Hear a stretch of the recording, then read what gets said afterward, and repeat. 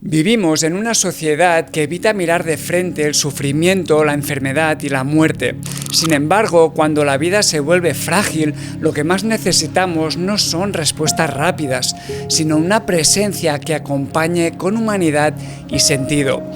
Nuestra invitada de hoy es Mariona Allié, psicooncóloga y especialista en cuidados paliativos, experta en acompañamiento emocional y espiritual al final de la vida y en procesos de duelo. Formada en terapias centradas en la compasión y mindfulness, entre otras disciplinas. Hoy viene al Mindset Pro podcast para compartir su experiencia y su mirada sobre el sufrimiento y el acompañamiento en los momentos más delicados de la vida. Disfruta, abre la mente y vamos a conocer a Mariona Allié. Cuando sentimos la palabra cáncer, automáticamente nos viene la muerte. ¿Quién no tiene miedo a la muerte? En tu experiencia profesional, ¿qué te ha enseñado la muerte sobre la vida? A vivir de una manera auténtica, a vivirlo todo. Cuando ponemos atención a la muerte, ponemos atención a la impermanencia. Esto se va a acabar. Entonces, cuando entiendes esto, empiezas a vivir. El autocuidado del profesional sanitario, ¿cómo queda en todo esto? La muerte es un gran catalizador espiritual. Tenemos que aprender como sociedad a escuchar. Vamos con el piloto automático y no nos paramos a ver a la otra persona. Lo que quizá duele es que te estés muriendo y nadie hable contigo y te sientas solo, que te estés muriendo y no puedas expresarte. La muerte nos enseña a vivir. Cuando sabemos que vamos a morir, podernos preguntar cómo quiero vivir. He podido entregar todo mi ser, permitir ser tu verdadera luz y entregarla al mundo. Hola y bienvenidos un día más a Mindset Pro Podcast. Antes de empezar con la entrevista de hoy, quiero recordaros que al final de la temporada la audiencia votará la entrevista que le haya gustado e inspirado más y el ganador se llevará este cinturón que veis encima de la mesa como un símbolo de mentalidad, constancia y valor compartido. Y ahora sí, os dejo que disfrutéis de la entrevista de hoy. Hoy vamos a hablar de un tema profundo, delicado y muy humano. De esos que tarde o temprano a todos nos toca vivir de cerca, aunque muchas veces no queremos mirar demasiado. Estoy junto a Cristo Dora para entrevistar a nuestra invitada de hoy, Mariona Allié, que ella es psicóloga especializada en psicooncología y cuidados paliativos. Bienvenida, Mariona. Gracias. Antes de empezar, comentar que te queremos agradecer profundamente que hayas tomado el tiempo para estar aquí con nosotros y aportar conocimiento a la comunidad sobre un tema que es tan necesario y además después de que sabemos que has estado unos días con fiebre, esta mañana has trabajado en el hospital, entonces te agradecemos mucho el que hayas querido, el que hayas hecho este esfuerzo de estar aquí y aportar conocimiento.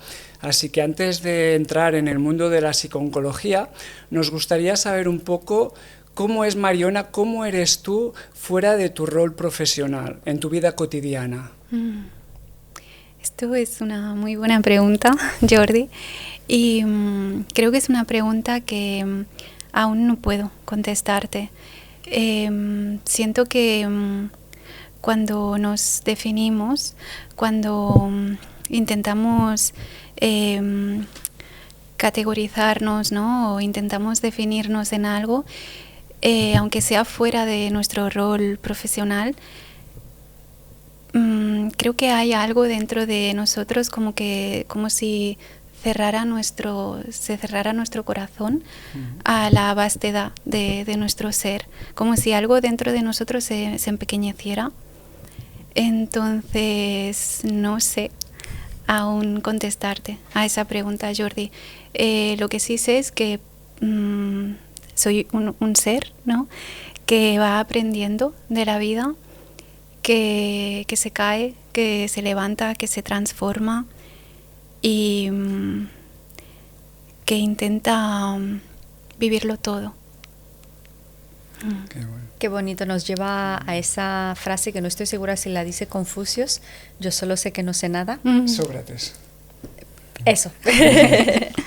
Entonces, muy bonita reflexión sobre el ser. ¿Sí? Entonces, claro, estabas diciendo que vives tu persona desde un espacio de ser. ¿Cómo es para ti estar en ti? ¿Cómo lo presencias? ¿Cómo lo vives?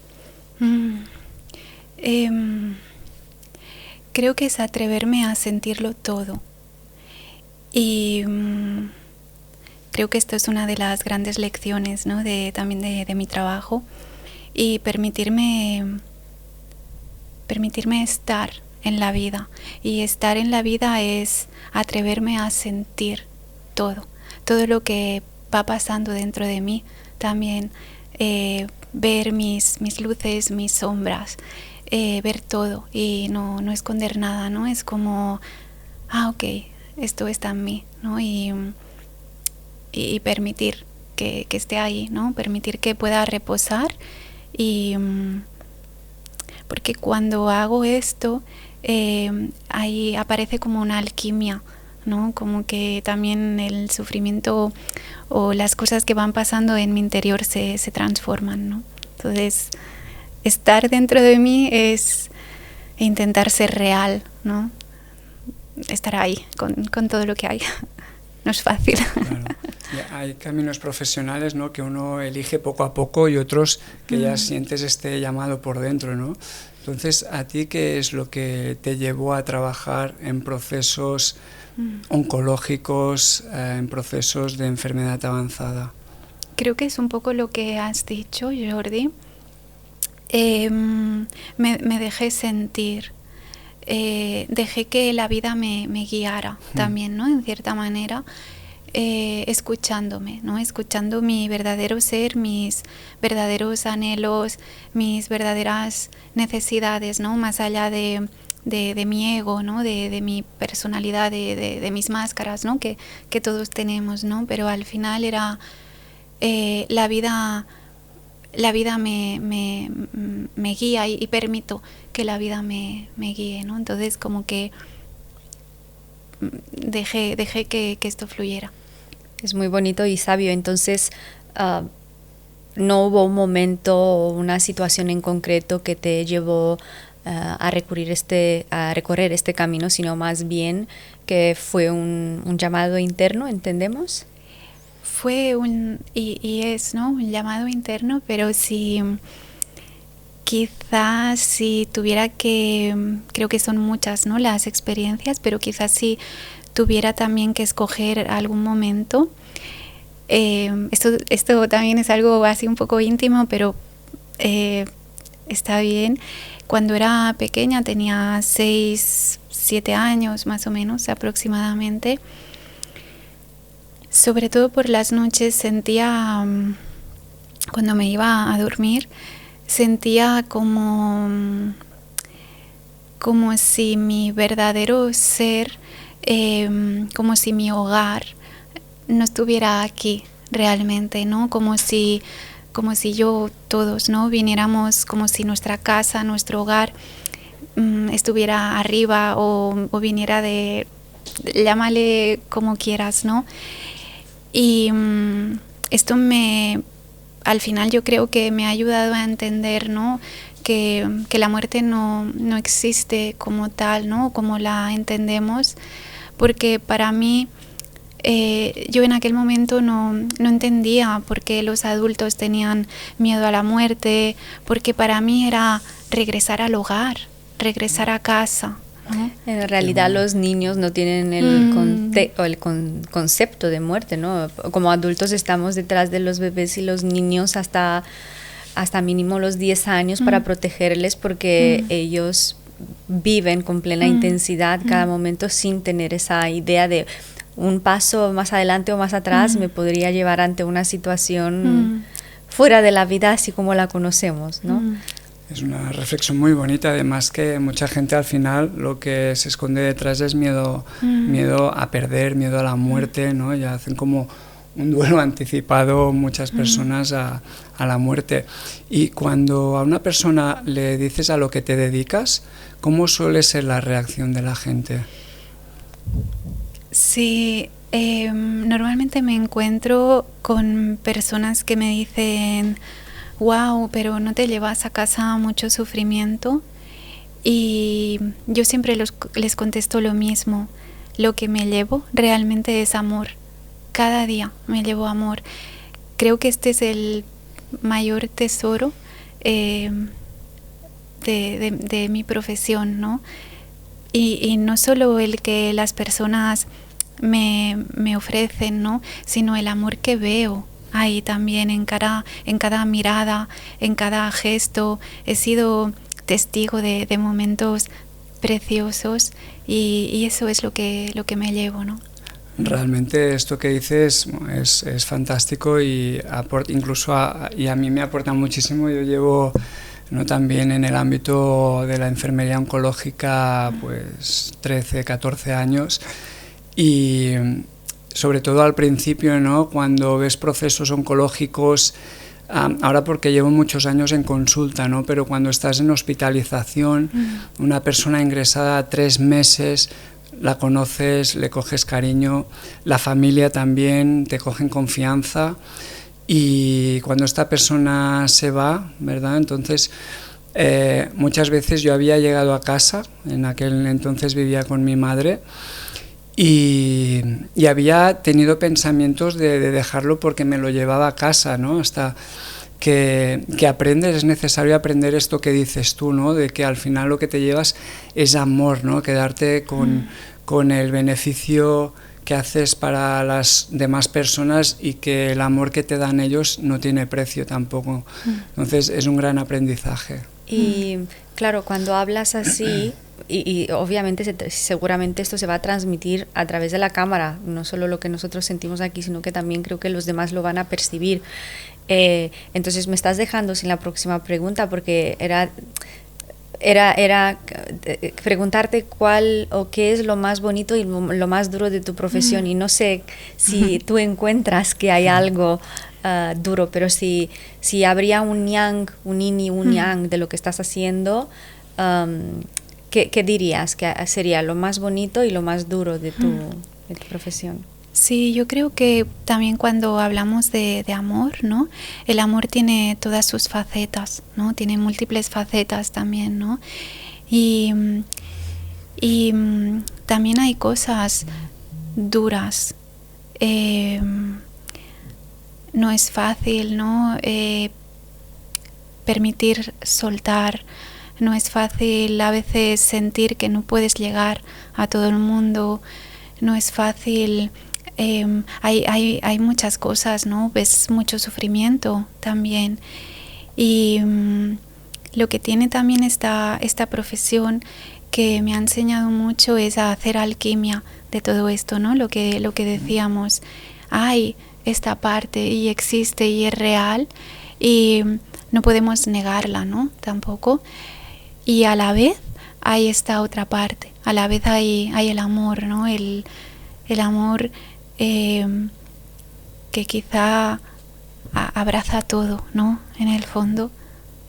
Y ahora aquí entramos en el acompañamiento en las enfermedades avanzadas, porque muchas personas que no trabajan en el ámbito sanitario muchas veces pueden sentir que cuando una enfermedad va avanzando y llega a la fase más avanzada, que casi el foco prácticamente se centra en lo médico. Sin embargo, hay un trabajo psicológico muy importante. Entonces, desde el ámbito psicológico, ¿cómo funciona en enfermedades el acompañamiento? Sí, lo primero es saber, ¿no?, que es verdad que el psicólogo está ahí y forma parte de un equipo, ¿no? Forma parte de... Sobre todo nosotros cuando trabajamos en cuidados paliativos, el psicólogo forma parte del equipo donde hay medicina, enfermería, trabajo social.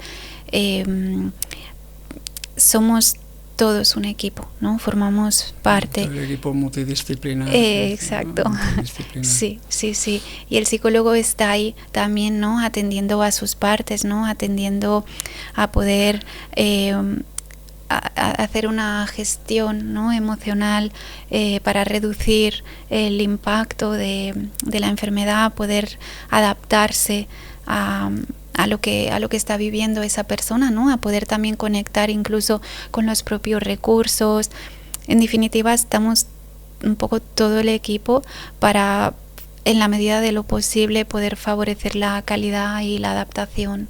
Claro, a nivel metafórico podríamos decir que no es tanto sacar a una persona del mar cuando hay tormentas, sino que es aprender, ¿no? A flotar juntos, sí, aunque el mar esté movido. Sí. Y estabas mencionando sobre el proceso, ¿no? Sobre sí, los pasos del proceso. Entonces, a nivel psicológico, ¿cómo describirías el proceso desde el momento en el cual la persona entra, ¿no? en este programa, en esta parte de acompañamiento y hasta el final? Sí, yo siento que lo importante es saber que estamos no solo en el momento final, sino que estamos durante todo el proceso, ¿no? Como dices, si es todo el proceso significa estar en el momento incluso del impacto del diagnóstico y todo lo que conlleva, los tratamientos, las intervenciones, estamos durante todas estas fases, ¿no? Que puede haber recaídas y hasta el final de la vida y la muerte y el duelo con los familiares, porque también el psicólogo no solo está con el paciente, sino también con la familia, atendiendo a los familiares y también atendiendo al equipo sanitario. Claro. A nivel psicológico, ¿qué cambios suelen haber desde el diagnóstico conforme la enfermedad va avanzando más hasta el final de vida? ¿No? El diagnóstico es un impacto, ¿no? A veces como de rechazo, de ira, ¿no?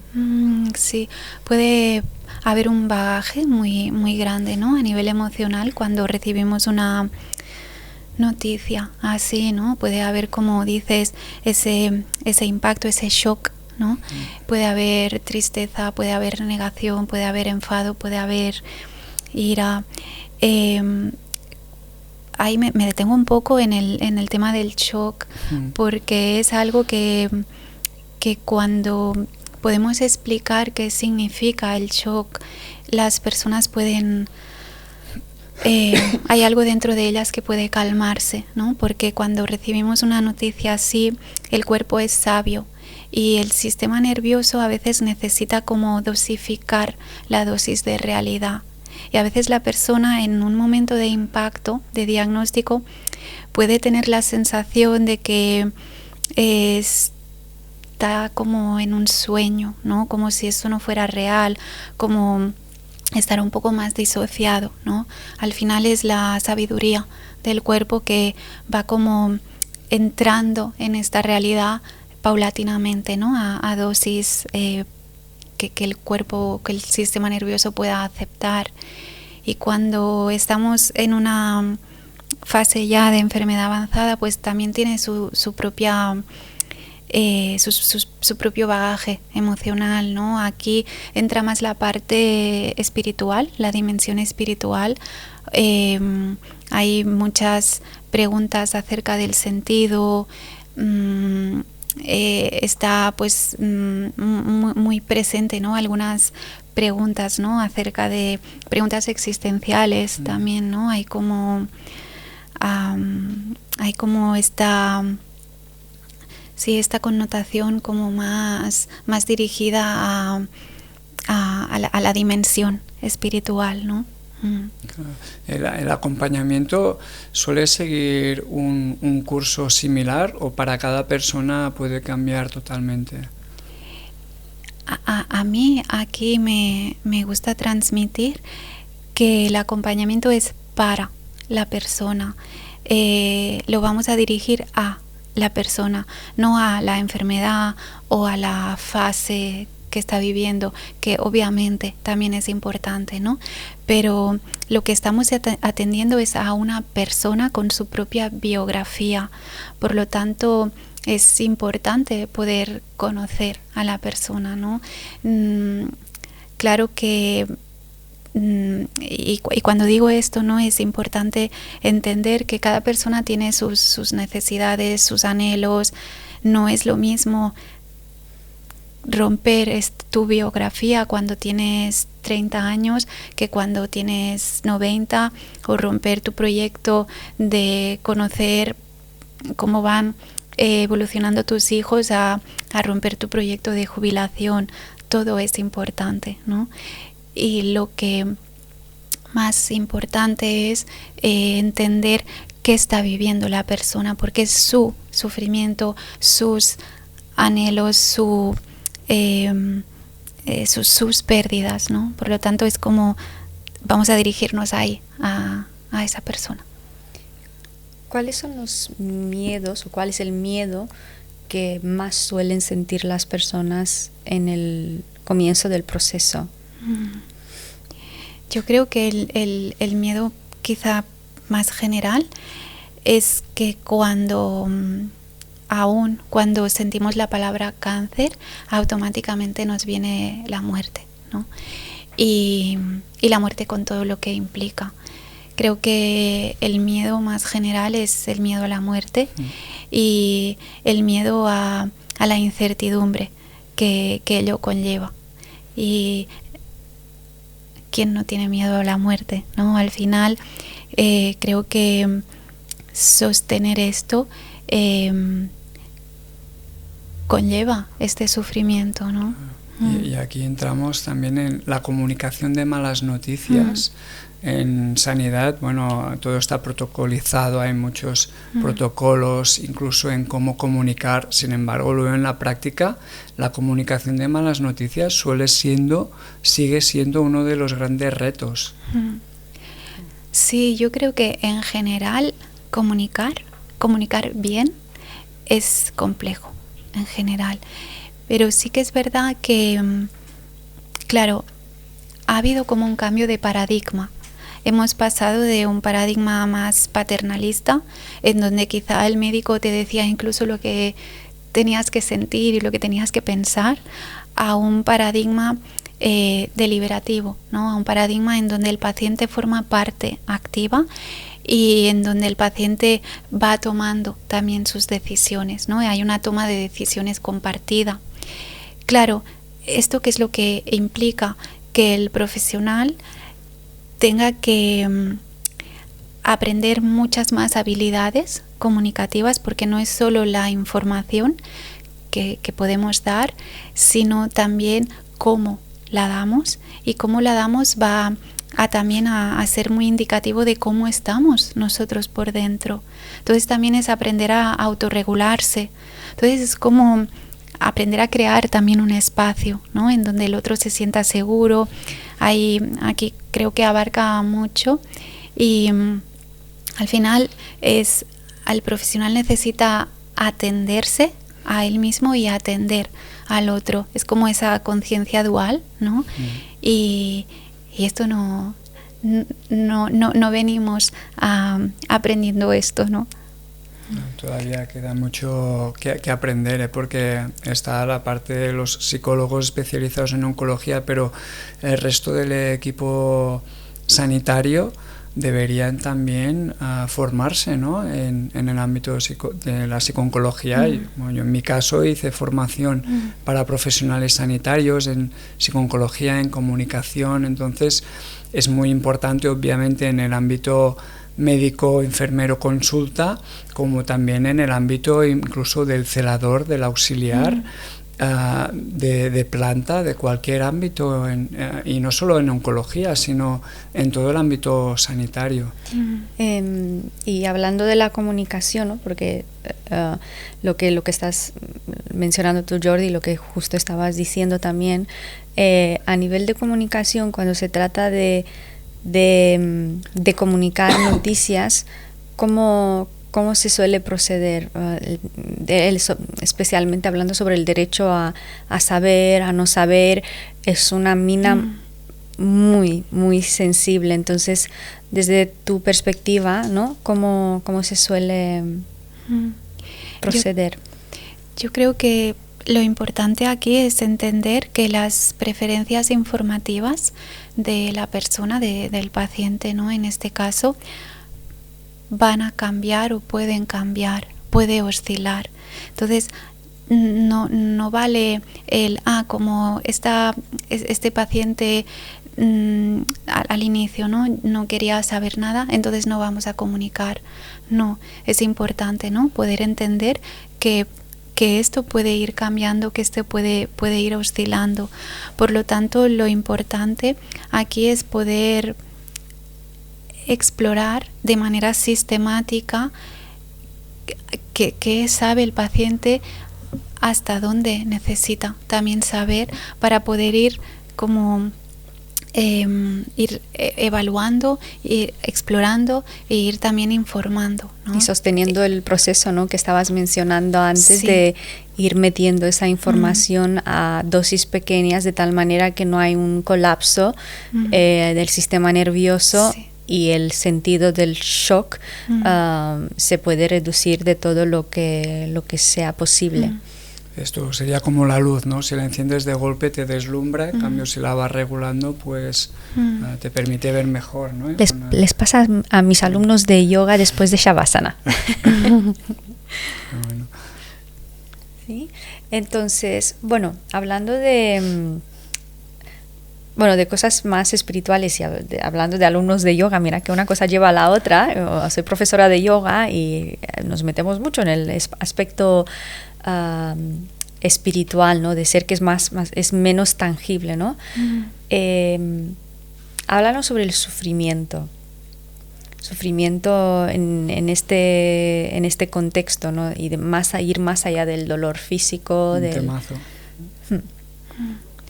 Sí, como has dicho, ¿no? El sufrimiento va más allá del dolor físico. A veces el dolor físico es la antesala, ¿no? Pero el sufrimiento va más allá. En cuidados paliativos hay una definición que a mí me gusta mucho, que cuando hablamos de sufrimiento es cuando la persona percibe una amenaza para su integridad biográfica, personal, orgánica, y percibe que carece de recursos para hacer frente. Ahí es cuando entra el sufrimiento, ¿no? Y yo añado también siempre que el sufrimiento es subjetivo. El sufrimiento viene determinado por la biografía de la persona, y por eso es importante poder conocer a la persona para poder conocer cuál es su sufrimiento, porque dos personas pueden estar viviendo lo mismo y cada uno tiene su propia biografía. Por lo tanto, su interpretación de lo que están viviendo va a ser diferente y sus fuentes de sufrimiento también van a ser diferentes. La realidad de una persona es la interpretación que su mente da, ¿no? de lo que percibe, de sus experiencias, ¿no? Lo que comentabas, de su biografía. En el mismo caso puede ser un impacto muy diferente para una persona que para otra.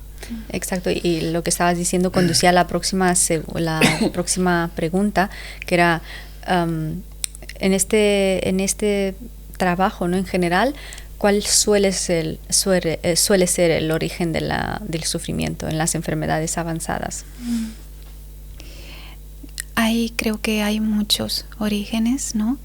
Y creo que el principal origen del sufrimiento es cuando queremos que la realidad sea diferente a lo que es, cuando no estamos aceptando, ¿no? esta realidad, porque todo aquello que resistimos persiste, ¿no? Lo que resistes persiste, y no es fácil aceptar esta realidad, ¿no? No es fácil entregarse o rendirse a lo que es, ¿no? A mí no me gusta tanto la palabra aceptación, porque creo que la palabra aceptación proviene de la mente o del ego, pero sí me gusta mucho la palabra rendirse o entregarse, ¿no? Que es como que proviene más de del alma, ¿no? Es algo más interno. Y de lo natural también. Me acuerdo, haciendo paréntesis y escuchándote, me ha venido una imagen de mi infancia y del hecho de que en la granja ahí en donde tenemos también los animales, tenían colgados los ataúdes. Es decir, mi abuela cuando ya tenía una edad más avanzada, y no era un tema de nuestra familia, era un tema del pueblo, o sea, las personas se preparaban el ataúd con todo lo que era necesario, y me acuerdo que era pequeñita y mi abuela me estaba explicando qué es lo que tendríamos que hacer en cada parte del proceso, cuando la tienen que lavar, qué tipo de ropa ponerle, qué tipo de ropa y mantas y sábanas dentro del ataúd. Entonces nunca me pareció tan extraño, ¿no? Y hablando de origen y del bagaje que tenemos, esto puede llegar a el tipo de predisposición o exposición que tenemos anterior al concepto de rendición, ¿no? ¿De qué manera influyen las personas cuando están pasando por este proceso? ¿Encuentras que influye de alguna manera en cómo lo están viviendo y llevando? Sí, mira, ahora que hablamos de rendición, en psicología hay un modelo que dicen cómo transformamos, ¿no? este sufrimiento. Hay la etapa del caos, que es donde hay pues todo este bagaje, ¿no? Emocional pues más intenso, la rabia, la negación, la ira, la tristeza. Luego está esta etapa, ¿no? La etapa de la aceptación, que a mí me gusta decirle de entrega, de surrender, ¿no? Y esta etapa es una etapa que permite mucha transformación. No es una etapa fácil y no todo el mundo va a llegar ahí, ¿no? Pero sí es una etapa en donde, un poco lo que decíamos al inicio, ¿no? Al permitirnos estar en contacto con todo lo que hay, el permitirnos estar presente con este dolor, con este sufrimiento, al final me ayuda como a entender que ahora esta es mi realidad y no tiene por qué gustarme, pero esta es la realidad, ¿no? Al final es aprender a decirme, ok, ¿no? A integrar, ¿no? Sí, de alguna manera. Y cuando podemos transitar esta etapa, está una etapa en donde la persona puede salir transformada, ¿no? Puede incluso conectar con el gozo, con la paz o con el amor, ¿no? ¿Y el sufrimiento en una persona, cómo se manifiesta? ¿Hay algunos indicadores que os digan esta persona está sufriendo? Porque a veces es como que, ¿no? que es como que lo quieren esconder. Sí, a veces hay las máscaras, ¿no? Del sufrimiento, Jordi. Y sí es importante, ¿no? Poder como aprender a observar, ¿no? Aprender a estar como... aprender como a observar ver más allá de la piel. Sí, ver más allá de la piel, ¿no? Porque a veces el sufrimiento se puede manifestar de muchas maneras, ¿no? Y lo que tú decías, ¿no? A veces la negación o el optimismo extremo son máscaras también del sufrimiento. La evitación también es no puedo permitirme conectar porque sería demasiado doloroso, ¿no? Entonces el sufrimiento creo que tiene un gran bagaje a nivel emocional. Podemos encontrarnos pues con la tristeza, la desesperación, y a nivel espiritual también podemos encontrar estas pistas, ¿no? Del sufrimiento cuando vemos que la persona se está preguntando, ¿no? Hay preguntas existenciales, hay preguntas radicales, ¿no? Que decimos, esto también son pistas, ¿no? Del sufrimiento, de lo que está pasando por dentro, ¿no? ¿Tú crees que hay una comprensión suficiente sobre el sufrimiento? Porque muchas personas también asocian el sufrimiento al dolor físico. Sin embargo, una persona puede no tener ninguna lesión, ningún dolor físico y estar sufriendo muchísimo. Creo que cada vez más, al menos los equipos, ¿no? sanitarios, Y eso se ve porque cada vez hay también, ¿no? El médico puede compartir más con el psicólogo y cada vez más hay un poquito más de comprensión. Creo que falta aún también, pero sí que creo que cada vez se entiende más, ¿no? Y es lo que tú dices, tenemos que aprender a diferenciar, ¿no? Que el dolor también puede ser emocional, porque el dolor es algo natural, algo adaptativo, ¿no? Puede ser alguna lesión física y también puede haber un dolor de un duelo que naturalmente tenemos que pasar, ¿no? Y tenemos que diferenciarlo del sufrimiento. El sufrimiento es cuando hay esa elaboración del dolor que puede transformarse en angustia, en apatía, en tristeza, ¿no? Al final es como lo que decíamos, es subjetivo, ¿no? Al final el sufrimiento es nuestra elaboración a partir de nuestra historia. El dolor es la herida y el sufrimiento es lo que la mente te cuenta sobre esta herida, ¿no? ¿Qué dirías sobre el sufrimiento existencial? Otro temazo. Claro, como parte del proceso vital. Sí, es un tema importante. Y no hay una definición aún, ¿no?, que se ha establecido de manera unánime para el sufrimiento existencial, porque es un fenómeno que abarca, es multifactorial, ¿no? Puede abarcar el ámbito físico, por ejemplo, cuando hay un dolor de difícil manejo, ¿no? Puede abarcar el ámbito emocional, espiritual, social. Entonces, el sufrimiento existencial, así a grandes rasgos, ¿no?, sería cuando la persona está experimentando una desesperanza, cuando hay una falta de sentido, una sensación de vacío, de incomprensión, incluso de aislamiento, cuando incluso de pérdida de fe, ¿no? Y la persona como que no está ahí. Se relaciona mucho con el sufrimiento a nivel dimensional, con el sufrimiento a nivel espiritual, perdón. Es como que ahí en el sufrimiento existencial podemos encontrar muchas preguntas acerca del sentido y a veces no podemos contestar a ello. ¿No? ¿Qué frases o palabras suelen expresar los pacientes?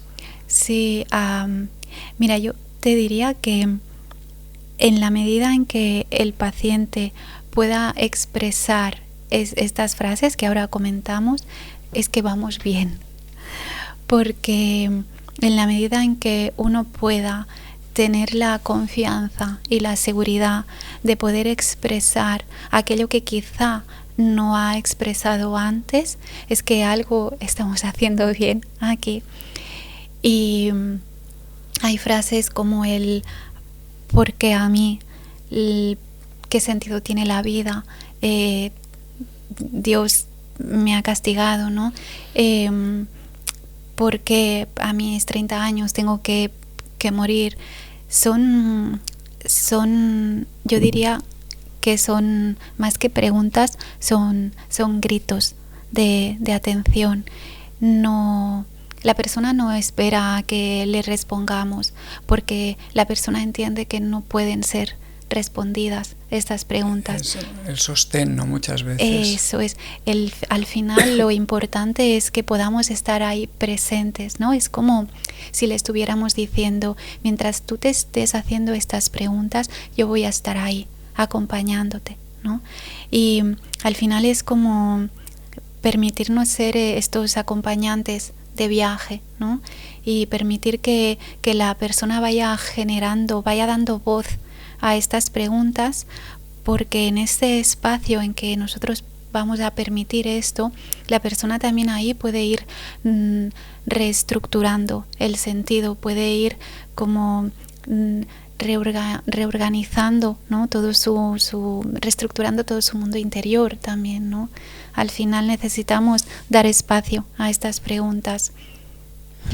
¿Y cómo suele ser el proceso cuando hemos pasado por todas estas fases y llegamos al momento en el cual la persona, digamos, metafóricamente pierde, ¿no? La noción o el sentido de la vida?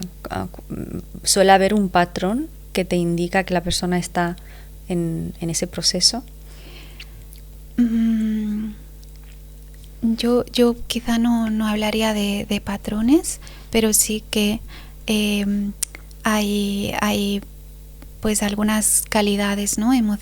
Cualidades emocionales que podemos observar más, como por ejemplo hay pues una gran sensación de aislamiento, de soledad, como que nada tiene sentido y nadie me está comprendiendo, ¿no? O nadie me va a comprender. Entonces como que vemos mucha percepción de soledad. ¿Han habido casos en los cuales las personas han abrazado el proceso desde una perspectiva dentro del contexto constructiva? Sí, esto es interesante lo que preguntas, porque en la medida en que el sufrimiento es como esa sensación de falta de integridad, y en la medida en que nosotros podemos dar voz a estas preguntas, ¿no? Que decíamos, en la medida en que podemos ir reelaborando este sentido de vida, en la medida en que la persona puede ir sintiendo que hay algo que quizás sí tiene sentido, el sufrimiento puede ir transformándose. Decía Nietzsche que cuando la persona tiene un para qué vivir, puede soportar casi cualquier porqué. No estamos diciendo que el sufrimiento se tenga que soportar así sin más, pero sí que cuando podemos encontrar sentido, hay algo dentro de nosotros que puede como aliviarse un poco, ¿no? Quizá no vamos a poder decir gracias al cáncer he encontrado sentido, pero sí que podemos decir que a pesar del cáncer he podido encontrar sentido, ¿no? Claro, y esto es muy interesante porque también comentaba sobre la espiritualidad. Cuando hablamos de espiritualidad al final de la vida, exactamente de qué estamos hablando. Sí, yo creo que a grandes rasgos, cuando hablamos de espiritualidad a final de vida, cuando es entrar en contacto con el amor real de la persona, ¿sí? Pero sí que cuando hablamos en el contexto de cuidados paliativos, la espiritualidad se entiende como es una dimensión inherente del ser humano.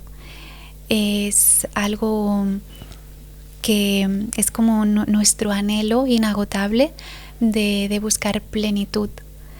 Y hay como 3 dimensiones, ¿no? La dimensión más intrapersonal, que sería contigo mismo. Sí, contigo mismo, ¿no? En donde podríamos encontrar o ir a conexión con el sentido. La dimensión interpersonal, que es más pues en relación a los otros, y la dimensión transpersonal, que es pues cómo nos relacionamos, ¿no? Con algo más grande que nosotros. En realidad dicen que no somos un cuerpo con un espíritu, sino que somos un espíritu que reside dentro de un cuerpo y que cuando somos pequeños, por eso lo que estabas comentando al principio de que tenías ese sentido de pequeña, dicen que cuando somos pequeños estamos más conectados, ¿no? Con ese ser, y que a medida que vamos creciendo vamos olvidando, pero que en momentos así críticos en realidad volvemos a reconectarnos con esa cualidad, digamos, ¿no? Sí. Que es inherente. Sí, aquí creo que es importante porque es verdad, estas experiencias, ¿no? La experiencia de la cercanía a la muerte o de las crisis son grandes catalizadores espirituales. Después hay mucha gente que confunde la espiritualidad con la religión. ¿Tú qué les dirías a estas personas? Sí, pueden ser complementarias, pero no son sinónimos. La religión sería más bien este sistema de creencias que tiene la persona y que lo vive dentro de una comunidad. La palabra religión viene de religare, que es como volver a juntar, ¿no? Qué bueno. y se vive dentro de esta comunidad, hay como pues estos dogmas, ¿no? Esta base ética conjunta. Y la espiritualidad es algo más, es una cualidad más interna y está muy relacionada con el amor, con la capacidad de amar, con la capacidad de perdonar, con la capacidad de compasión. Hay una metáfora que a mí me gusta, que es como si la religión fuera los vitrales de la Sagrada Familia, por ejemplo, y en realidad los vitrales por sí solos no van a iluminar, algo más, ¿no? Va a iluminarlos. Entonces es como que o como la luna, ¿no? La luna por sí sola no está iluminada, ¿no? El sol va a iluminarla.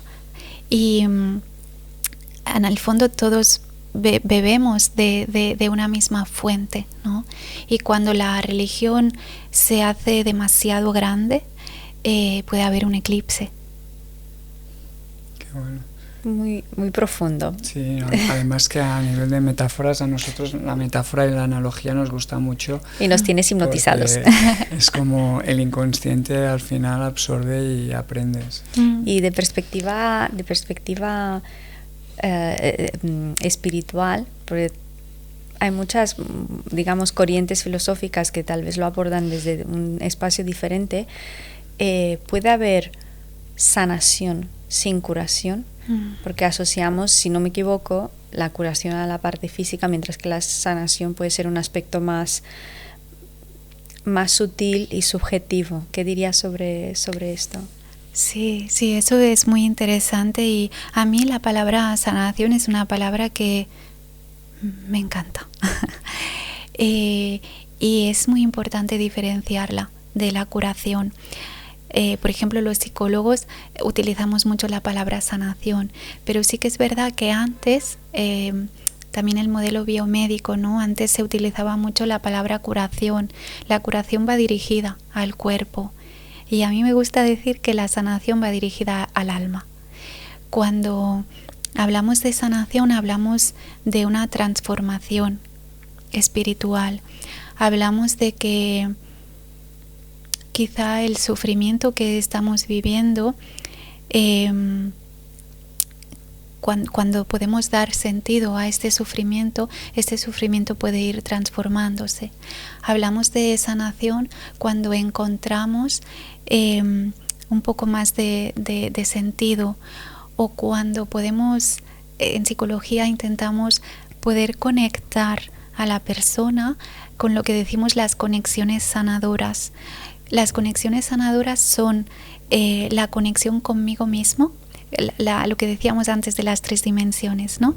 La conexión conmigo misma, que he sentido, cómo puedo verme yo más allá de la enfermedad, ¿no? De poder ampliar mi biografía, ¿no? La conexión con los demás y la conexión con lo trascendente. Y cuando podemos sentir que, por ejemplo, hay algo más que puede sostenernos, que podemos descansar, ahí esto también es sanación. No siempre se puede curar el cuerpo, pero casi siempre se puede sanar el alma, ¿no? Y en realidad una de las paradojas es que a veces las personas, cuando escuchan un diálogo que va alrededor de la espiritualidad, pero desde la perspectiva de la psicología, lo encuentran separado, pero no muchos saben que si nos fijamos en la historia del el desarrollo de la psicología, en realidad el origen, la raíz lingüística de la palabra es psique y logis, que es la ciencia o el estudio del espíritu. En realidad lo que hace la psicología es estudiar nuestra parte sutil, que aún no es tangible, pero que sí, con las nuevas tecnologías empezamos a ver, ¿no?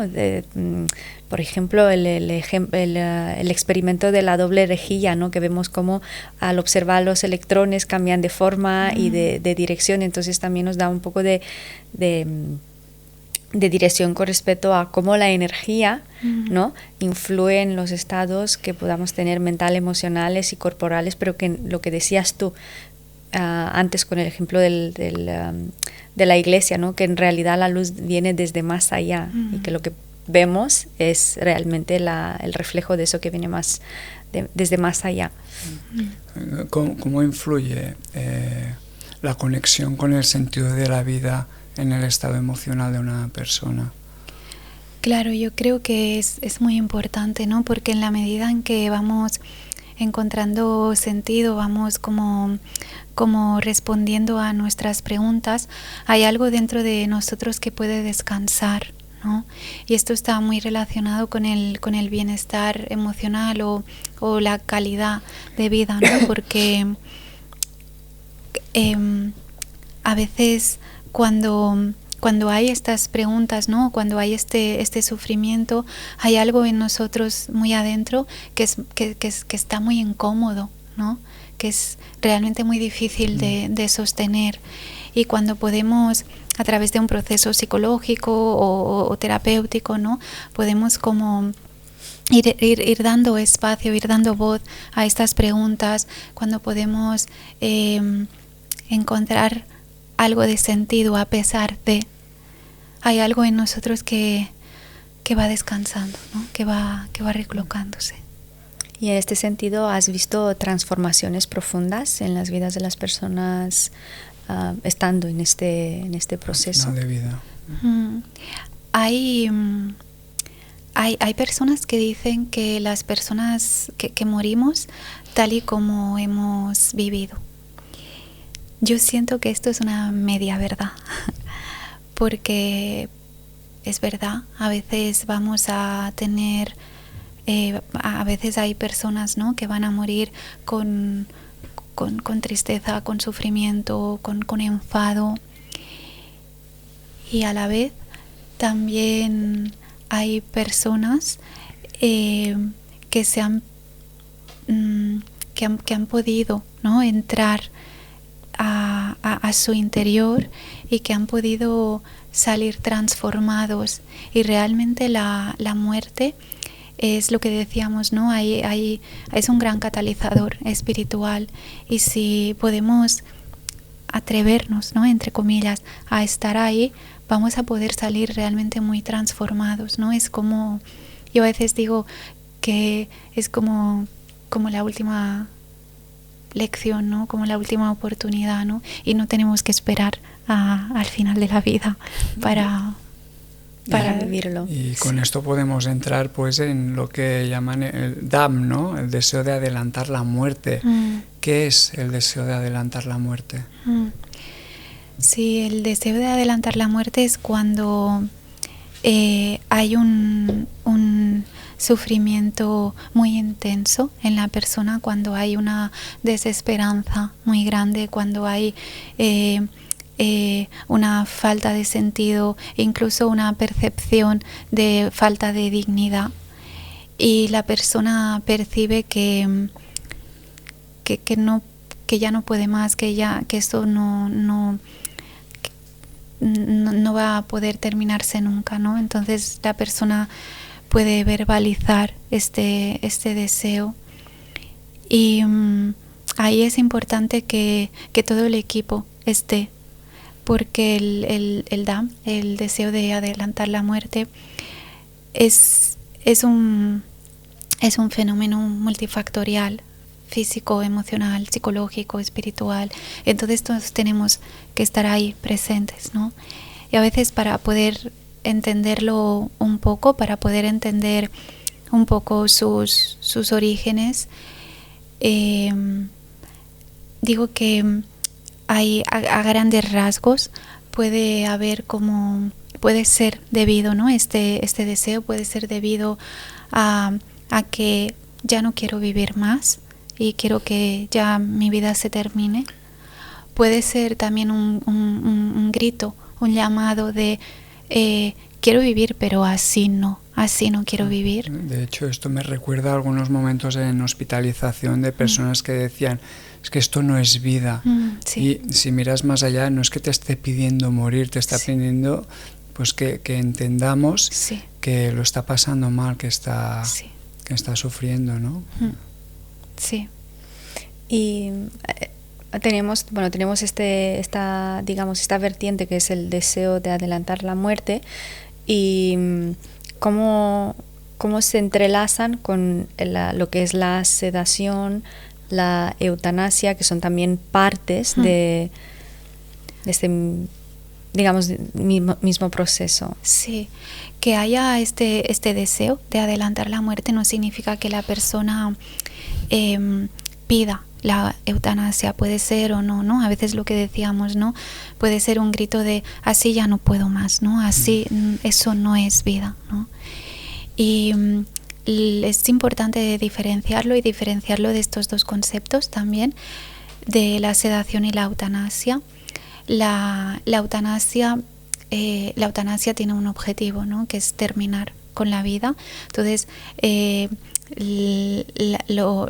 lo que se hace es poner una dosis, y esta dosis es letal, ¿no? Para que la persona pues pueda poner fin a su vida, y el personal pues puede hacerlo o no, ¿no? Hay también la objeción de conciencia, esto es muy personal. Y la sedación, lo que se diferencia de la eutanasia es con la intención. La intención de la sedación no es terminar con la vida. La intención de la sedación es que la persona pueda dejar de sufrir. El resultado quizá va a ser el mismo, ¿no? Porque la sedación, cuando se da en un proceso de final de vida, es como si fuéramos apagando poquito a poco el cuerpo, y al final el cuerpo por sí mismo se va apagando, ¿no? Pero la diferencia es esto, ¿no? El objetivo. Y en estos momentos que la persona tiene ya el DAM, ¿no? El deseo de acabar el proceso de vida, ¿qué papel jugáis aquí tan importante? ¿Cómo es? Sí, yo creo que el psicólogo es aquí muy importante, ¿no? Para poder entender y para poder explorar, porque todo aquello de lo que no hablamos no existe. Y ahí es muy importante, ¿no? Poder explorar, ir explorando de manera sistemática este deseo, porque como hemos dicho, ¿no? Este deseo también puede oscilar, de la misma manera que el estado emocional oscila, este deseo también puede oscilar, ¿no? Entonces el psicólogo tiene que poder estar ahí viendo qué está pasando dentro de la persona, cuáles son sus fuentes de sufrimiento, y no solo con la persona, sino también para poder acompañar al equipo médico y poderle también orientar a entender las fuentes de sufrimiento de la persona. Y muchas veces, sufre mucho el paciente, a veces la familia sufre incluso más que el paciente. Sí. Y aquí a veces vemos, ¿no? Un poco relacionado con la comunicación que decíamos al inicio, a veces la familia incluso quiere proteger, ¿no? a la persona, ¿no? O quiere como... O no sabe, realmente no sabe cómo poder afrontar esto, ¿no? Y eso es completamente normal, porque no es fácil, nadie nos ha enseñado. Y aquí lo que siempre intento decir, que de poder abrir espacios de comunicación, porque la comunicación de verdad no duele. Lo que quizá duele es que te estés muriendo y nadie hable contigo, que te estés muriendo y te sientas solo, que te estés muriendo y no puedas expresarte. Que es un tema importante de dignidad también. Sí. Y desde este punto de vista, ¿qué crees que debería saber mejor la sociedad cuando hablamos de este tema? Y si lo sabrían, o sea, si sabrían o tendrían esta información, ¿de qué manera podría mejorar el proceso, ¿no? De qué manera podrían mejor contribuir los que acompañan también, porque lo mencionabas antes, ya no es solo el paciente, sino es la familia, es todo el conjunto. Sí, yo creo que hay una cosa muy importante que tenemos que aprender como sociedad, y es aprender a escuchar, porque vamos con el piloto automático y no nos paramos realmente a ver a la otra persona.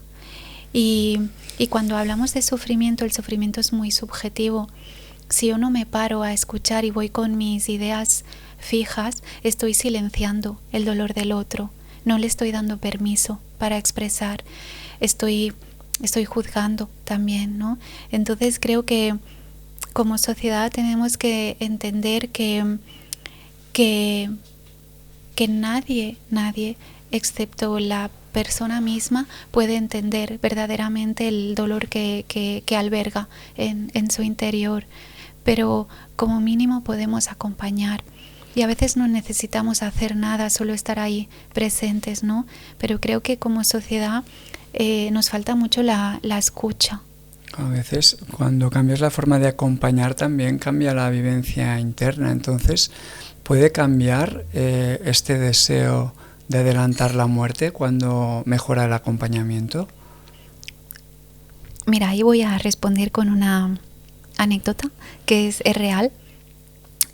Hay Chochinov es un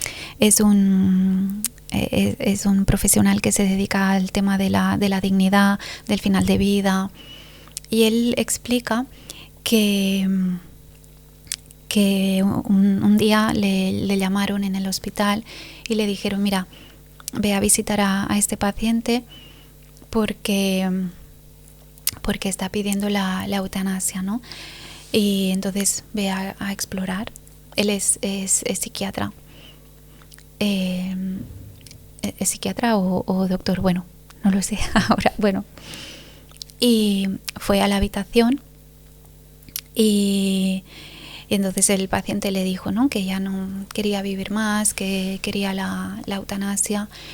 Y Chochinov le dijo: vale, dice, mira, yo estoy ahora haciendo una investigación que es en situaciones así, estoy haciendo un proyecto que es durante 10 días vamos a hacer como unas pequeñas entrevistas y yo te voy a preguntar qué cosas importantes de tu historia, de tu biografía, quizá cosas que antes no has dicho o no has comunicado, son importantes, y vamos a editarlo, y esto va a ser un legado para tu familia. ¿Te parece si hacemos esto? Y dice, sí, el paciente aceptó, ¿no? Y cuando Chochinov estaba saliendo por la puerta, le dijo, y por cierto, ¿qué hacemos con lo de la eutanasia? Y el paciente dijo, bueno, vamos a hacer ahora lo de la biografía y vamos a ir viendo lo de la eutanasia. Entonces cuando salió Chochinov, salió diciendo, wow, he encontrado la penicilina de los cuidados paliativos. Y con esto no estamos menospreciando, ¿no?, el dolor o el sufrimiento, pero sí estamos diciendo que quizá cuando podemos encontrar sentido hay algo que puede transformarse. ¿Cuáles dirías que son los aspectos claves en el acompañamiento de la persona hacia el final de la vida?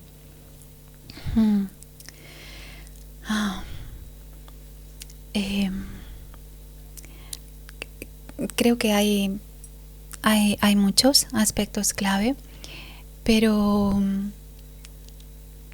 Para mí, y quizá me repito, pero para mí el verdadero acompañamiento es el acompañamiento desde el amor. Y creo que hay una parte importante que no podemos olvidar, y es que para poder acompañar al otro, yo necesito también poderme acompañar a mí. Y esto significa poder poner atención a cómo estoy, qué está pasando por dentro de mí, ¿no? Poder como arreglarme. También es importante poder poner atención a mi autoindagación, porque yo voy a poder acompañar al otro solo en la medida en que voy a poder acompañar solo lo que yo he estado viviendo, en la medida en la que yo he estado sintiendo. No voy a poder acompañar más allá de lo que no he llegado yo, ¿no? ¿Y qué ocurre cuando una persona puede expresarse sin miedo? Creo que poder llegar ahí es ya meramente reparador. Y creo que es uno de los objetivos, ¿no? De poder expresarse sin miedo, de poder crear tanto con la familia como con el psicólogo, este espacio reparador, este espacio seguro. Es como decirle al otro: todo tu ser es bienvenido al encuentro. Y cuando permites a la otra persona ser plena, ser plenamente, y permites que se pueda expresar, algo dentro se va deshaciendo, ¿no? Y también permite diluirse esta sensación de aislamiento, ¿no? De que no puedo hablar con nadie porque nadie me va a comprender. Quizá no vamos a poder comprender porque no vamos a poder ponernos dentro de la persona, y solo la persona misma sabe lo que está pasando realmente por dentro, pero sí siempre vamos a poder acompañar. Y hablando de la comprensión en terapia, especialmente en la programación neurolingüística, la palabra es importante, pero no solo la palabra en sí, sino la energía y la emocionalidad que conlleva. Entonces a veces una pequeña matiz cambia por completo cómo se vive un proceso. Y de este punto de vista, ¿qué es lo que, o cómo ves tú la compasión versus la lástima dentro del proceso de acompañamiento al final de la vida? Sí, esto es muy interesante porque a veces la compasión es malentendida, ¿no? Y a veces, incluso a veces, ¿no? Cuando hablo de compasión tengo que especificar un poco qué es, porque algunas personas aún siguen pensando que la compasión es lástima o pena. Y es importante diferenciar la pena, la lástima. En realidad nos pone en una posición de asimetría moral. Es como que yo estoy por encima. Es como muy, muy paternalista, ¿no? En realidad es muy arrogante. Y la compasión es: yo estoy sintiendo verdaderamente tu dolor, me permito sentirlo, ¿no? La compasión tiene una base cognitiva, que es: puedo entender tu sufrimiento; una base afectiva, que es la empatía. A mí me gusta hablar de empatía en acción. Y otra base como más intencional, motivacional, ¿no? Que es como: yo veo tu sufrimiento y quiero hacer algo. Compasión en realidad significa compartir juntos, sufrir juntos, etimológicamente. ¿Qué vas a decir? No, nada, simplemente como aplaudir y afirmar lo que estás diciendo, porque es totalmente es sentido común al final, ¿no? De desarrollar en uno mismo esa capacidad de poder sentir, ¿no? Y me venía esta metáfora cuando estabas hablando de me pongo por encima y siento lástima versus estoy contigo. como en los modelos de educación en el cual el padre de pie le está hablando desde arriba al niño versus el padre se pone de rodillas a la altura del niño para que tenga ese contacto visual directo y hablando desde, ¿no?, de corazón a corazón, ¿no? Es como una desnudez metafórica, ¿no?, que te pones al mismo plano que la otra persona. Esto es muy importante. De hecho, perdonar, es que ahora me he acordado cuando has dicho esto, ¿no? Dicen que cuando tu miedo toca el dolor del otro, es pena, es lástima. Y cuando tu amor toca el dolor del otro, eso es compasión. Oh, qué bonito. Bueno, muy bonito, ¿eh? Qué bonito. Y es muy importante también la autocompasión del profesional, ¿o no?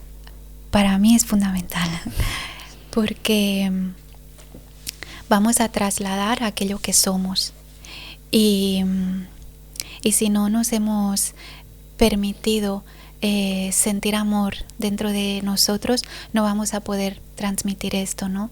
Al final la autocompasión, a mí me gusta definirla como es poderse atrever a hablarse de una manera bondadosa, ¿no?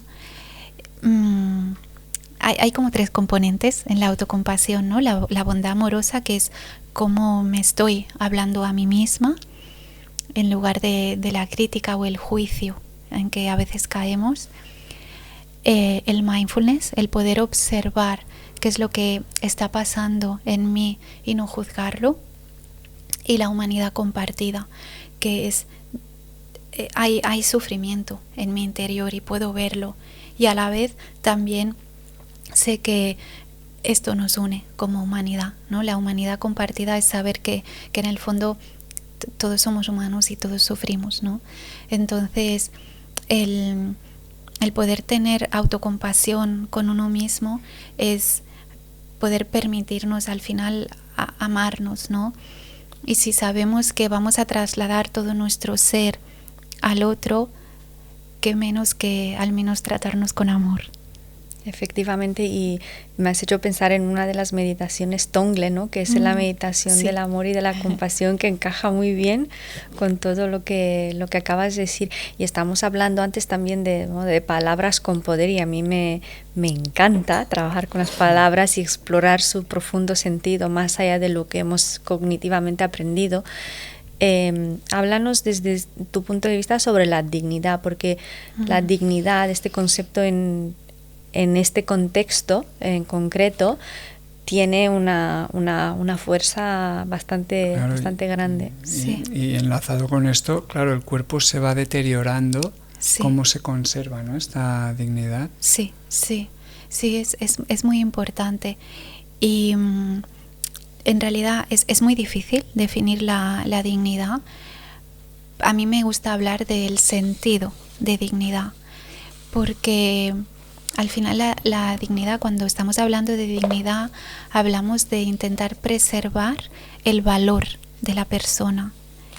Por el simple hecho de ser humano, tú importas. Y esto es, el poder preservar la dignidad es poderle hacer entender al otro que es mucho más que su enfermedad, que por el simple hecho de ser humano importa. Y podemos preservar esta dignidad de maneras muy diferentes, ¿no? Es incluso cómo hablamos a la persona, ¿no? Cómo tratamos a la persona, ¿no? ¿Qué necesita la persona? Y la dignidad es importante porque todo el equipo tiene que tener presente la dignidad. Y todo el equipo tiene que atender. Claro, a veces a nivel profesional sanitario podría ser llamarlo por su nombre, algo tan sutil como eso, decirle lo que vas a hacer y no ponerte a hacer una técnica sin explicarle antes. Total, esto es, a veces son pequeñas cosas que son las grandes cosas, ¿no? Que hacen a esa persona sentir que realmente importa. Exacto, sí. Y bueno, hemos hablado de todo lo que envuelve, ¿no?, este último bloque del DAM, la dignidad y el autocuidado del profesional sanitario. ¿Cómo queda en todo esto? Yo creo que es muy importante el autocuidado, y creo que es el autocuidado con autoconsciencia, porque el autocuidado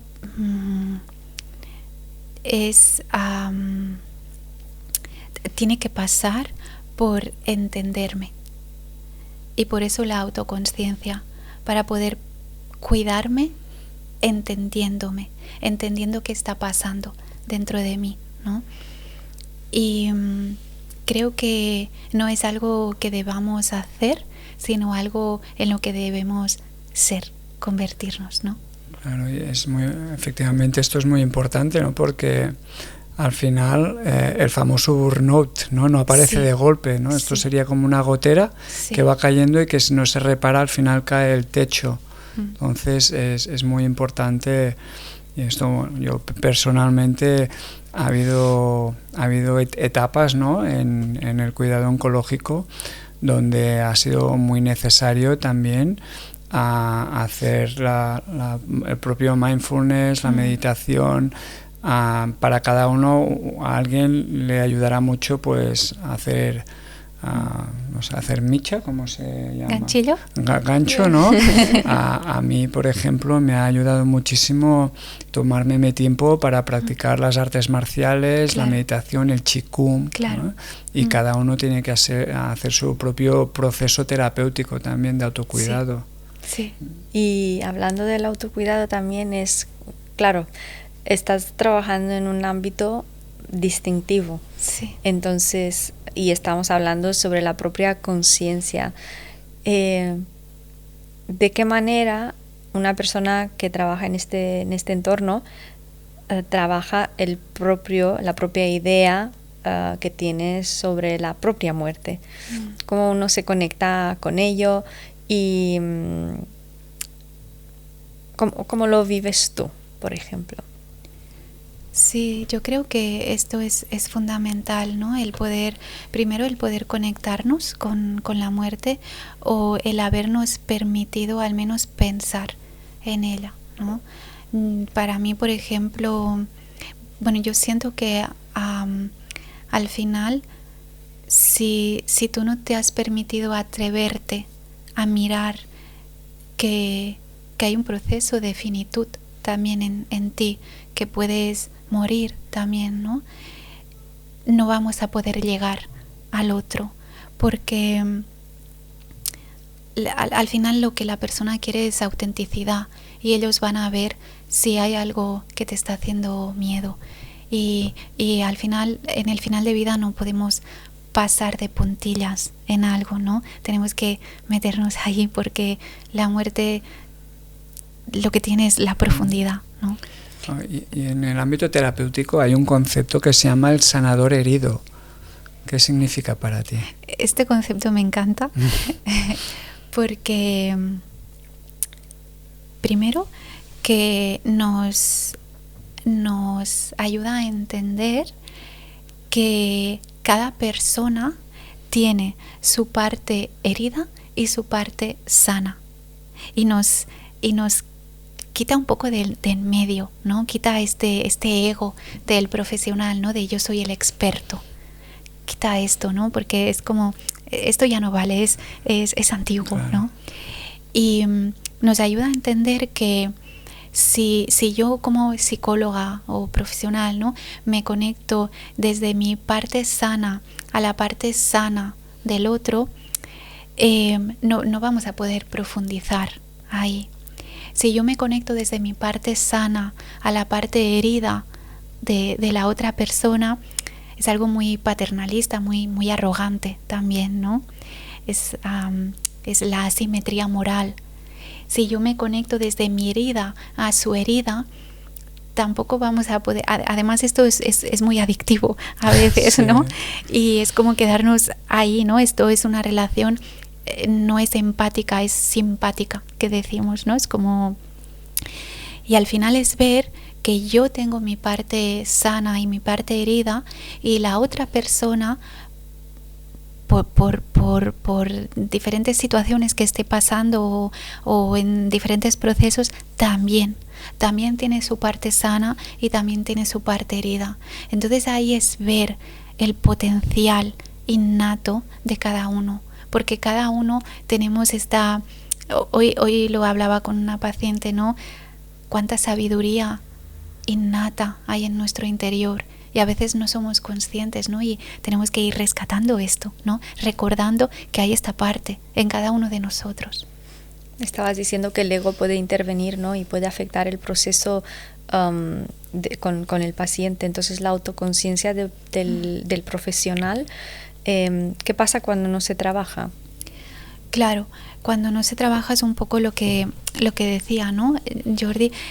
Ahí puede haber más burnout, ¿no? Puede haber pues un agotamiento, puede haber menos calidad, ¿no? en el acompañamiento. La clave es cómo voy a hacer para trabajar mi autoconsciencia, ¿no? Y hay muchas prácticas también para ello, ¿no? ¿Recomendarías algunas prácticas, ¿no?, genéricas para los profesionales? Yo creo que la clave aquí está en sabernos escuchar, porque hay tantas prácticas como personas.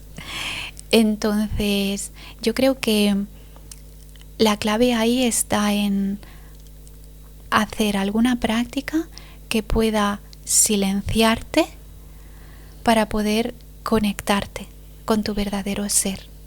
Y pueden ser múltiples, ¿no? Puede ser el contacto con la naturaleza, con los animales, con la oración, la meditación, la música, el baile. Si tuviera que escoger alguna, para mí la meditación es una práctica muy potente porque a veces incluso te confronta con lo que realmente eres, te enseña lo que hay dentro de ti y a veces no gusta lo que hay dentro de nosotros, ¿no? Pero te ayuda a poder estar ahí, a poder sostenerte. Y si yo aprendo a sostenerme, puedo aprender a al menos sostener al otro también. Claro, porque al final si no te miras, si no te das cuenta, todo sigue igual, no cambias nada. Entonces cuando lo ves realmente, cuando indagas, es cuando luego puedes poner el remedio y mejorar en el aspecto que necesites. Exactamente, como diría Jung, ¿no? Aprender a bailar con las sombras, no verlas como algo que queremos excluir, sino al contrario, integrar y ver y ser a la vez. Sí. ¿Y la vida espiritual del profesional sanitario, cómo dirías que se puede sostener? Yo creo que es importante, ¿no? Estas prácticas, ¿no?, que decíamos, pero creo que aquí hay algo importante también, es que a veces tenemos miedo de nuestra propia luz. Y porque cuando entramos en esta dimensión espiritual, el ego no tiene mucha cabida aquí. Necesitamos como apartarnos, ¿no?, como darnos menos importancia, soltarnos, ¿no?, aprender a soltar. Y esto no es fácil. Y a veces hay resistencias aquí, ¿no? Pero creo que cuando empiezas a adentrarte en esta parte, ya no hay marcha atrás.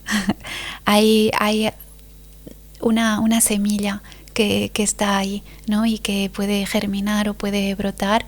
Es verdad que es importante la práctica para ir más y más profundo, pero ya hay algo en ti que se mueve, que se está moviendo de manera natural. Sí. Y ahora podríamos entrar en otro bloque del legado. El legado que dejas al final de la vida, cuando te mueres, que para ti, ¿qué es dejar el legado? Wow. Creo que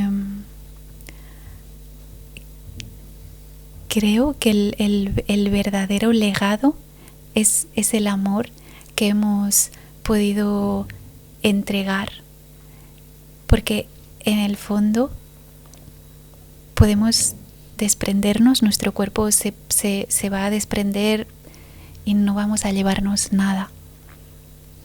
Solamente vamos a llevarnos el amor que hemos podido sentir, el amor que hemos podido entregar. Hay muchos legados, pero creo que este es para mí el que trasciende. El amor genuino, la huella que dejas cuando ya te vas, ¿no? Lo que queda al final es la autenticidad que has dejado en vida. Sí. El legado del amor, ¿no? Y sí. me parece muy curioso porque es precisamente el subtítulo de uno de tus libros. Bueno, sí, Huellas imborrables, un legado de amor.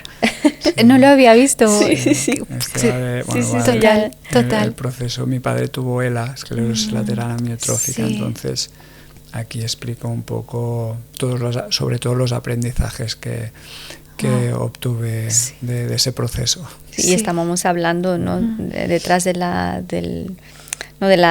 cortina sobre esta entrevista, porque es muy potente, ¿no? Y estamos hablando tanto él sobre su proceso de acompañar, ¿no? Y desde la parte como hijo, ¿no? Como es ser el profesional y ser el hijo, hacer este acompañamiento, y del otro lado de un proceso cerca de la muerte que yo viví de muy joven y que transformó por completo la idea que tengo sobre la vida. Y se me ocurre esta pregunta que no está en el programa, pero si tú darías un nombre diferente a la muerte, que obviamente la muerte no es la palabra en sí, sino es el sentido que nosotros le hemos dado, ¿no? Si el micro le hubiera dicho que es una taza, pues estaría hablando a una taza, ¿no? Sí. Si tú le darías un nombre diferente a lo que es el sentido de la muerte, que sería fácil de integrar para las personas y tendría una connotación positiva, constructiva, ¿qué sería para ti? Wow, qué pregunta más bonita y más interesante. Creo que una de las palabras que podría definir sería la transición, porque para mí transición no implica un fin, y para mí la muerte tampoco implica un fin, por lo que hemos dicho, ¿no? Claro. Siempre hay ese legado de amor que perdura para siempre. Y creo que transición sería una buena palabra, ¿no? Esa persona ha transitado. Exactamente, y lo vemos un poco como venir a este mundo, ¿no? Que si no sabemos nada sobre el mundo que hay más allá de aquí, lo que sí sabemos un poco es sobre el mundo que nace dentro del útero, ¿no? La vida esa, y cómo la vida intrauterina, por ejemplo, es totalmente diferente, ¿no? Sí. La respiración, cómo se nutren, cómo se alimentan, todo es absolutamente diferente, ¿no? Y cuando el feto, ¿no?, está preparado, cuando el bebé está preparado para venir a este mundo, para transitar por ese canal, ¿no?, de la vida, pasa de una forma de existencia totalmente diferente a la que experimentamos aquí ahora, ¿no? Que podría verse como una muerte, pero en realidad es una transición. Sí, total. Y de hecho, si me permites, yo no lo sabré explicar bien, pero eso me lo contaba mucho un profesor mío, Enrique Benito, que hay como una... es como imagináramos, ¿no?, una madre embarazada que tiene gemelos, ¿no? Y uno le dice al otro: oye, yo no quiero salir aquí, ¿no? Porque esto está muy oscuro y este puente, ¿no? Yo no quiero pasarlo, ¿no? ¿Quién sabe qué hay más allá, ¿no? Y el otro le dice: ya, pero tienes que ir ahí, ¿no? Vamos a tener que pasar por ahí, pero tengo miedo de pasar por ahí. Y al final es un poco esto, ¿no? Aquí dentro de la barriga tampoco sabemos qué hay más allá. Y al final es como si estuviéramos, ¿no? Ahora me viene la imagen de de una barriga inmensa, ¿no? Y no sabemos. El universo y nacer en otra forma de existencia. Sí. Detrás del miedo está la libertad, al final, ¿eh? Sí. Y en tu experiencia profesional, ¿qué te ha enseñado la muerte sobre la vida? Mucho. mucho, pero si tengo que decir algunas cosas, creo que lo que más me ha enseñado es a vivir. Y a vivir de una manera auténtica, al menos a intentarlo, ¿no? A vivirlo todo. Cuando ponemos atención a la muerte, ponemos atención a la impermanencia.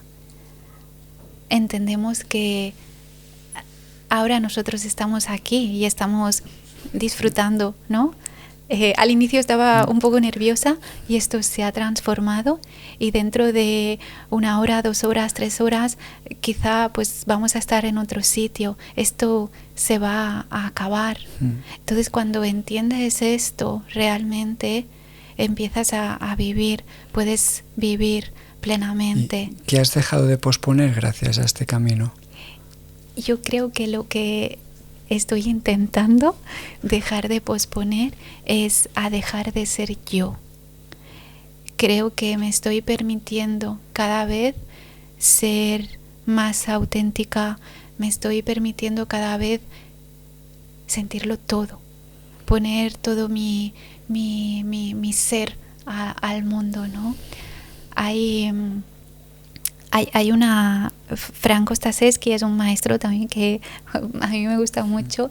Él se dedica al tema del acompañamiento también en final de vida, y tiene una frase, a ver si me voy a acordar, pero dice algo así como: ser humano es al final permitirse sentir todo. Y permitirse sentir todo, ¿no? Eso también, esa cosa que llamamos vida, que a veces es horrible, a veces es bonita, a veces hay amor, y al final es permitirnos sentir todo lo que hay en la vida, sabiendo que a veces hay personas que van a estar haciendo la guerra y otros van a estar haciendo el amor. Claro. Algunos van a estar celebrando sus nacimientos y otros van a estar enterrando a sus muertos. Y eso no solo son mensajes bonitos, son muy útiles y muy verdaderos. En realidad la sabiduría de la vida precisamente consta en esto. Y si tú podrías transmitir algo a las personas que tienen miedo a esta transición, ¿no? a la muerte, ¿qué les dirías? Sí, creo que primero de todo que humano es, ¿no? Tenerle miedo a la muerte, y que esto no significa que yo sea más frágil o más vulnerable, ¿no? Simplemente es que quizá me estoy permitiendo vivir plenamente, ¿no? Y por eso hay este miedo ahí. Y sí que añadiría también, ¿no? Que a veces también tenemos miedo a la muerte porque hemos olvidado quiénes somos realmente. Y cuando podemos ir descubriéndonos, descubriendo nuestro ser, nuestro verdadero potencial, nuestro verdadero ser, descubrimos que está más allá de los límites mentales, ¿no? Y cuando podemos conectar con esto, sabemos que hay como tenemos como esta sensación, ¿no? Si no conectamos con esto, tenemos esta sensación de separatividad. Y cuando nos permitimos conectar con que quizá hay algo más grande que nos trasciende, wow, quizá hay algo que me puede estar sosteniendo y puedo descansar ahí un poco más. Pues ha sido una conversación increíble, sí. Increíble. Muchísimas gracias. Antes de terminar, vamos a hacer un pequeño juego de preguntas rápidas. ¿Qué te parece? Wow, vale. Y ya después dejaremos por finalizado. ¿Empiezas? Empiezo.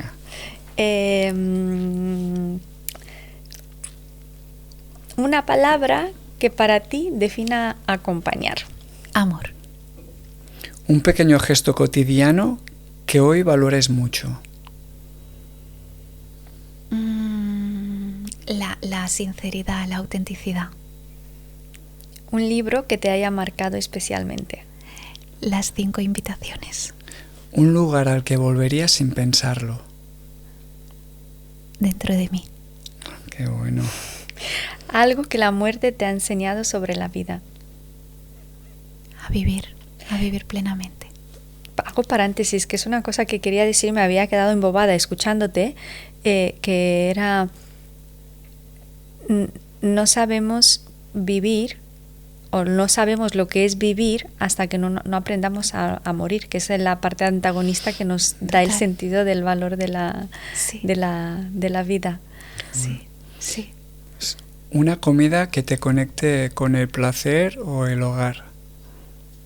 Bueno, lo primero que me ha venido, perdone, pero son las aceitunas. Son muy buenas. Sí, me encantan. Algo que hoy ya no te preocupa tanto como antes, o ha dejado de preocuparte.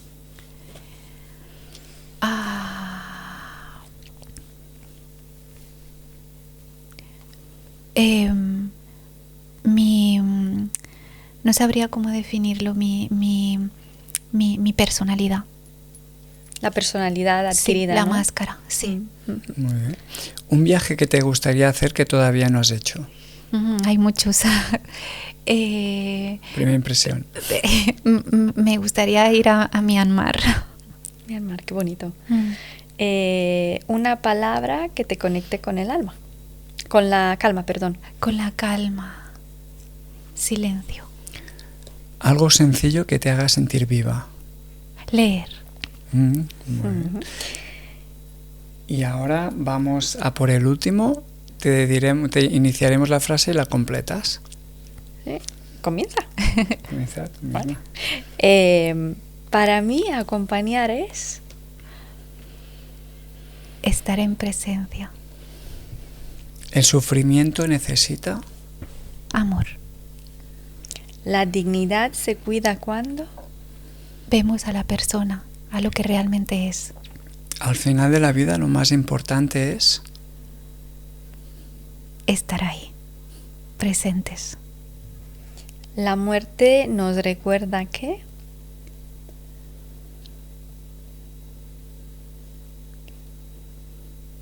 quizá podemos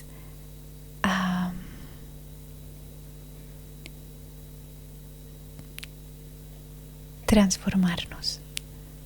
Quizá podemos tener una alquimia de nuestros procesos internos y de nuestro sufrimiento para aprender a estar ahí vivos. Muy bien. Y la última, vivir plenamente para mí es atreverse. Muy bien. Pues bueno, con esto ahora sí que ya no hay más encerronas, ¿eh? Con esto terminamos con la entrevista. Con la penúltima me queda. Ha sido una charla súper interesante, llena de conocimiento, de valor real. Esto es lo que queremos aquí, aportar valor a la comunidad y demás en un tema tan importante como la psicología oncológica, que el cáncer es algo que nos toca de cerca en la propia piel, en conocidos, amigos, familia. Es algo que está muy presente en la vida de todos de alguna manera. Así que ha sido muy importante esta conversación y seguro que ayuda a muchísimas personas. Y ahora, como siempre, dejaremos que cierres tú el espacio comentando a tu cámara algo que te gustaría, si tienes que sembrar algo en la audiencia, ¿qué sería lo que te gustaría que fuera? Y ya con esto cerramos el podcast de hoy. Sí, creo que un poco es aprender un poco lo que has dicho, ¿no? que cuando yo aprendo y puedo observar la muerte, ¿no? la transitoriedad, puedo aprender a vivir. Al final es como recordarnos que la muerte nos enseña a vivir y nos enseña lo que es real. Y para mí es muy importante como cuando tenemos esta enseñanza de la muerte y cuando sabemos que vamos a morir, algún día vamos a morir, podernos preguntar cómo quiero vivir. ¿He podido entregar todo mi ser a la vida? Porque el universo creo que nos ha hecho únicos por alguna razón y ahí tienes tu lugar en la vida. Entonces es como permitir ser tu verdadera luz y entregarla al mundo. Muchas gracias. Muchas gracias, Mariona. De nada. Qué bonito. Gracias a vosotras, a vosotros. Y lo sientes, o sea, lo sientes, lo vives, lo transmites, es vida y es muy bonito y muy necesario. Y las personas que llegan a estar acompañadas por ti tienen mucha suerte. Mucha fortuna. Gracias.